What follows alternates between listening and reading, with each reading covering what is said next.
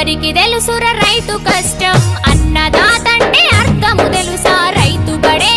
ఆత్మ బాధ ఓసారి వచ్చి నువ్వు చూసిపోరా నీ వెనక ఉన్నా